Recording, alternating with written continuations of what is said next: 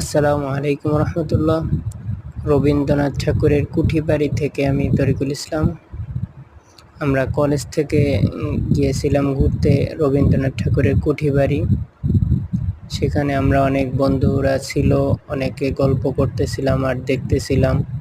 অনেক মানুষের ভিড় ছিল সেখানে। দেখুন সবাই ছবি তুলতেছে। এইগুলা স্মৃতিচারণের ক্ষেত্রে অনেক কিছু ছিল। তারপরে এই দেখুন একটা ছবি, এগুলোর নিচে অনেক কিছু লেখা ছিল যে সে কি করছে, তার মূল জিনিসগুলো তো নেই, কিছু জিনিস ছিল। তারপরে তার আঁকা অনেক ছবি ছিল, তারপরে তার হাতের লেখার অনেক জিনিসগুলো ছিল। সবাই দেখতেছিল। আসলে ওখানে যাওয়ার পরে এরকম ছবি তোলার মন মানসিকতা থাকে না, যে একটা ঐতিহাসিক যে জিনিসগুলো দেখার, সেগুলো অনেক মজা লাগে দেখতে, বা একটা স্মৃতির ভিতরে স্মৃতি, বা যারা ঐতিহাসিক, ওখানে ছবি তোলা আমাদের সম্পূর্ণ নিষেধ ছিল।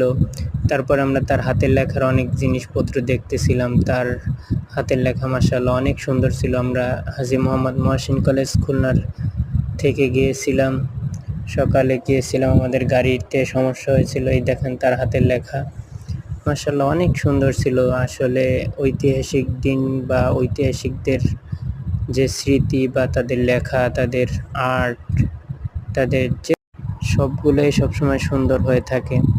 দেখুন অনেক লোক ছিল, সেই জন্য ভিডিও করা সম্ভব হয়নি সব কিছু। তার হাতের লেখার ওইটা।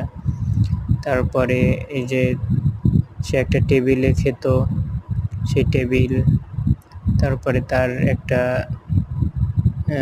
ছিল, এখানে সে করতো, এই যে তার নৌকা ছিল, একটা ঐতিহাসিক নৌকা।